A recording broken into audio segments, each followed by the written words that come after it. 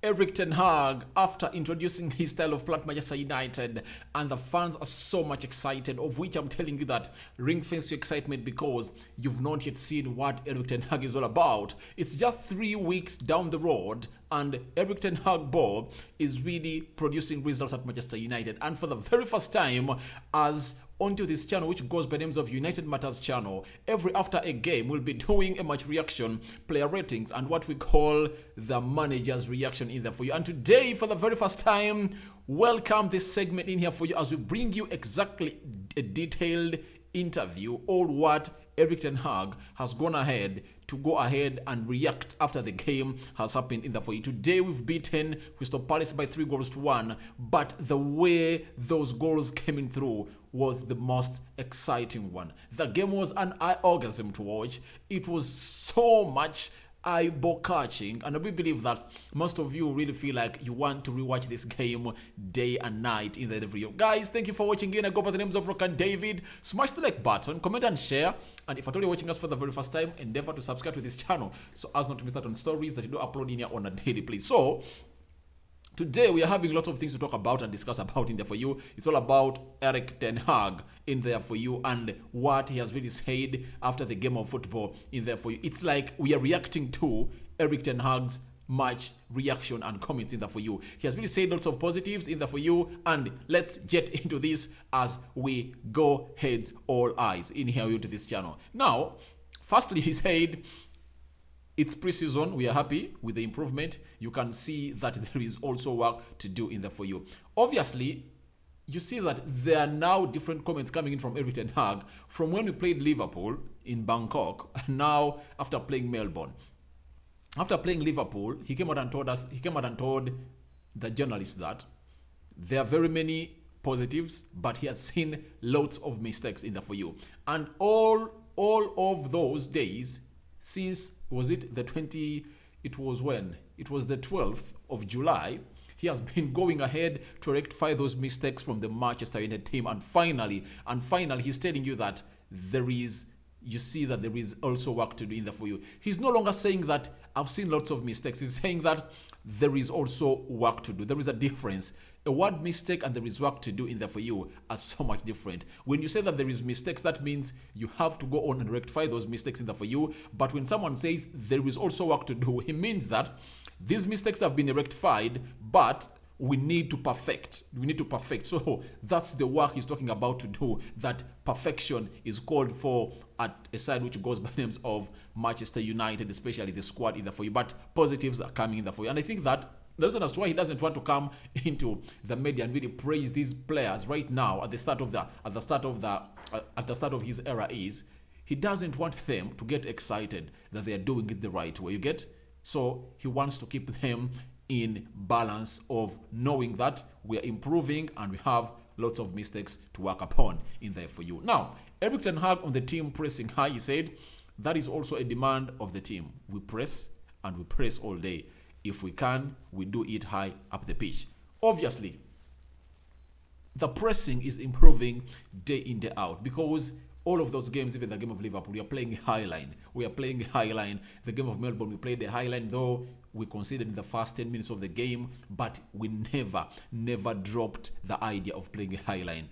Even now, against the side which goes by the names of Crystal Palace, which had Jordan Ayew and Matata leading the line, United went ahead to play a high line in there for you, which is so much good and impressing that players are adopting the system, because the only way you can get adopted the system is doing it again and again and again and again. But Erik Ten Hag is really a master of this, and he knows what to do, what drills to take you through your players to see to it that they go ahead and really get themselves to the levels of fitness that they deserve to be. That's why he's saying that we press all day. You've heard that? We are going to press every team in there for you. He went ahead to say that if we can't press up the pitch, then we can have to do a low block. But we have to press and do it together as a team. Talking of playing a low block is when you're playing teams like Man City, because they're teams you're going to play when they're serving so much quality, or when they've been pressing for the last 7 years of their era at Liverpool, at Man City. You get those teams like those. For them, they've been pressing day out ever since Pep Guardiola came in at Man City in 2016, the team has been pressing up to now. 6 years of pressing. Jurgen Klopp came in 2015. Those are 7 years when these players have been pressing game in, game out. So he really believes that sometimes we play a low block, but we have to press and do it as a team. So he's so much talking about the unification. And he talked about it yesterday in the media interviews he held with BBC, Sky Sports, and very many others.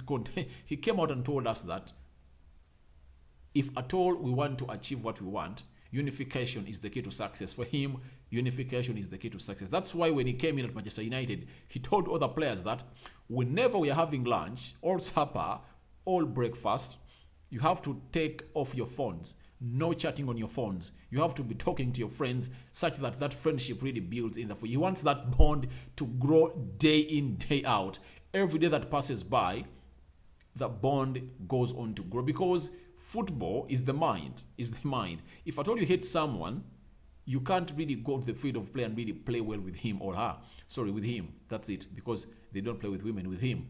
So that's what the manager knows. So he's really planning, he's really acting as a disciplinarian at Manchester United. He's injecting discipline to those players of Manchester United because they have been really undisciplined. They had no professional etiquette. You get? They now need to know that a professional needs to behave like so and so, because nowadays it's all about the nutrition, it's all about your character, it's all about your mindset, it's all about your attitude. You get? That's why he's really taking them through these drills in the way that you shouldn't do this, you shouldn't do this, you shouldn't do this. You get? He told him that you are supposed to be eating in the same place together as a team. Everything that unifies us, we're supposed to be doing it as a team, such that you all know that it's a team. Not coming in and then someone says, I'm going to eat from the other side. No, you have to eat at the team hotel at once in the way. So these are things that you see as minor things, all minor details, but they're the ones that really build up the team spirit or raises the spirits of the players, that when we go on the field of play, we are a team and we are really going to go ahead and really fight for the club. And you've seen it today against Crystal Palace, that at least they've played for 65 minutes and they've pressed and pressed and pressed for those 65 minutes in the Hoyo. Then Erik Ten Hag on improvements has said the timing when you start the press. The timing when you start the press. For instance, I still see switches of the play that we can fight and prepare a better press. You get? He's telling you that the timing when you start the press, for instance, I still see switches of the play that we can fight and prepare a better press. So he's not so much contented with how we are pressing. He really believes that we can press better. You get? This is the manager who has been into this pressing system for all his life. You get? He has been coaching pressing systems for all his life. He knows what a perfect press is all about.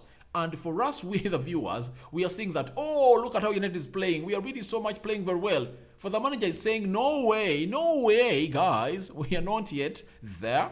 And we believe that we can prepare a better press. So, guys, I've told you when I'm starting this video that if you think that you've seen the best of Erik Ten Hag, you've not yet even seen what we call 10%. Why? I'm so much optimistic about him and really innovating very many things at Manchester United from these players. Reason being, he was at Ajax, a squad that the most expensive player he has ever bought costed him £18 million. You get? That means the quality was low, but they just work onto them and improve them to make them better players. Now at United, we have quality players that just needed a manager to come in and really work on their talent and improve them. Because just know that for the past 3-4 years, these players have lacked improvement from their managers. That's it. So, today I want to tell you that things have changed at Manchester United. They are no longer the same. So that's why he's telling you that a better press is going to come. Reason being, at Ajax, he had players that are not having the quality of Manchester United. That's why when he's talking about players one from Ajax, he was talking about Julian Timber, Lisandro Martinez, and Anthony. Out of the entire squad of Ajax, because he really believes that the only people that can come in, the only players that are missing into the Manchester United team that he can get from Ajax are only those 3 players. You get? That's it. You get? So right now, as things stand, he has said, I'm going in to work with you such that you get a better price, of which he believes that he can get something better out of these players because they are far much better quality-wise and talent-wise than the players at Ajax. You get? So he believes us to be doing better, and he believes them, by the way, to be grasping it better because the experience they've got is more than those players the players he had at Ajax, because the Premier League is 100% different from the Eredivisie. You get? So he expects the players of United to be at a different level altogether. That is Erik ten Hag talking about on the improvements of the team, meaning that he is still taking these players for a learn. You get? Then he said as well, we need to improve on the ball. We played well, but you see in the end, when it's 2 or 3 or 0 up, the belief is increasing. You get? And he said, then also on the ball, you can delay, push forward and fight opponents so they can come out and speed up. Have you heard that statement very well? That then also on the ball, you can delay, push forward and fight opponents so that they can come out and speed up. You get? This is a tactic that you have to use when your opponent is sitting back. So what you do is that you can delay the game, then push forward and fight the opponents. You get? So when you delay and then push forward, it's like you are really putting up a bait or a trap for them to come and fall in, because you know that when they really open up a little bit, you can really speed up your passing and then beat them and press them and then get them into their box and you hit them and you win that game. That's what Erik ten Hag is saying about this style of play that United needs to go ahead and really improve in here onto this channel. Then he said, on the attackers, this is what he said. They do a lot of work, a lot of running.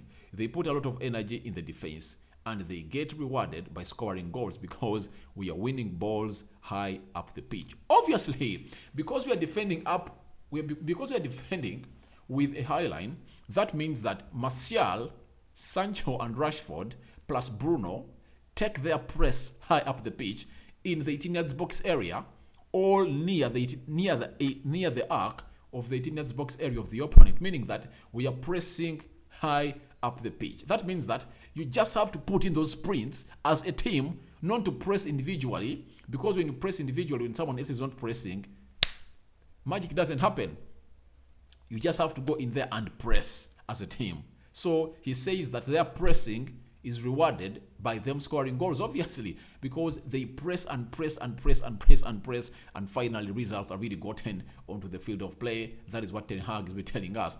He said on the opponent, no opponent likes to be on the press in the defensive line, and it's a big advantage when you can do that with the whole team. Have you heard it? No opponent wants to be on the press in the defensive line. You see that every time a team sits back, what you have to do to really make them open up, you have to just press them, because you make it hard for them to play. And most teams that play a back line don't have players that are press resistant, players that are technically gifted, players that are so much good on the ball. That's why most of us hated what Ole Gunnar Solskjaer was teaching United players. We are playing on the break. The same applies to Jose Mourinho. We are not playing as a big team. We are playing on the break, yet we had players that can easily express themselves well when they're having that football or that ball. You get? If you're totally having Paul Pogba, Henrik Mkhitaryan, Ander Herrera, Nemanja Matic, you get? How do you better tell me that you're going to really play a deep line? You get? The same applies to Ole Gunnar Solskjaer.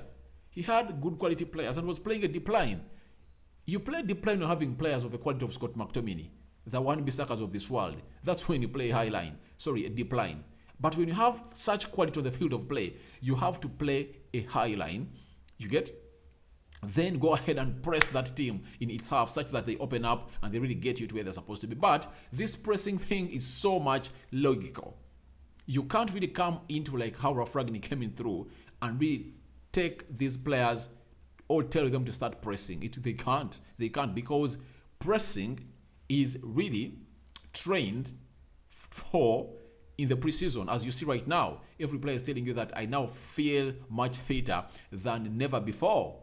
I've seen players of Spurs vomiting at the field of play because Antonio Conte believes that this is the best period to come out and really express or train these players on how to press and really lift up their energy levels at the field of play. You get?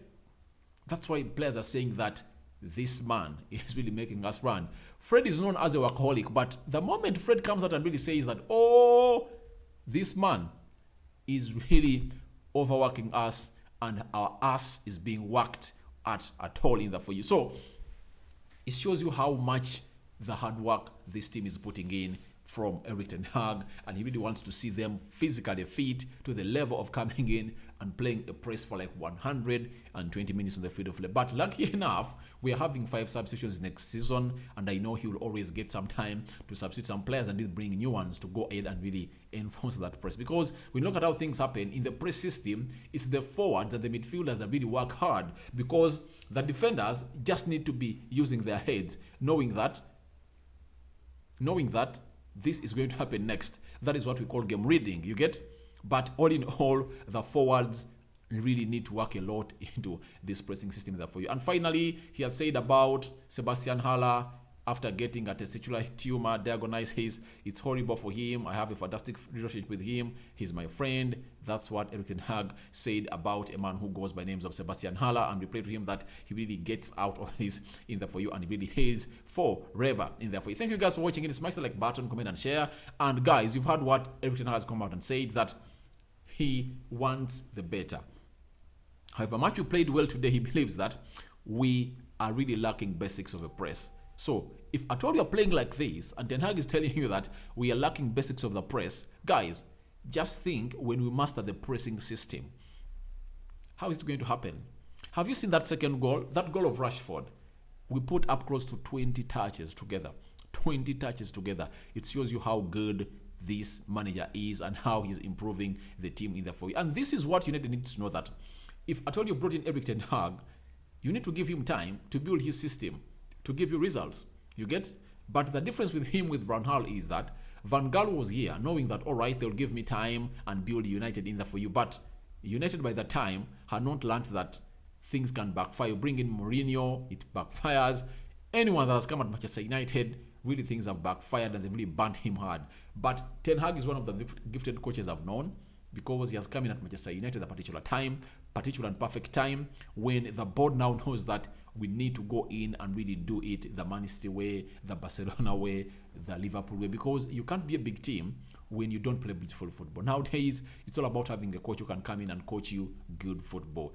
Playing on the break and winning such games, it's really, really, really, really not realistic and not long-standing or long-lasting. But what makes it long-lasting is you coming in here and getting yourself to the levels where you're supposed to be in there for you. And this is Erik ten Hag coming out and really letting us know that you are yet to see something more. He says that he is still seeing certain things that he needs to improve on with his players, and he believes that by the time we play Brighton on the 7th of August, United will be fireburn, and Old Trafford is going to be on fire. By the way, these 2 games, watch against them. Just be prepared to watch these games. One game against Rayo Vallecano, that's the last game you're playing at Old Trafford on the 31st of July. And that game you're playing Atletico Madrid, I think, in Norway, Oslo. Just wait for those games.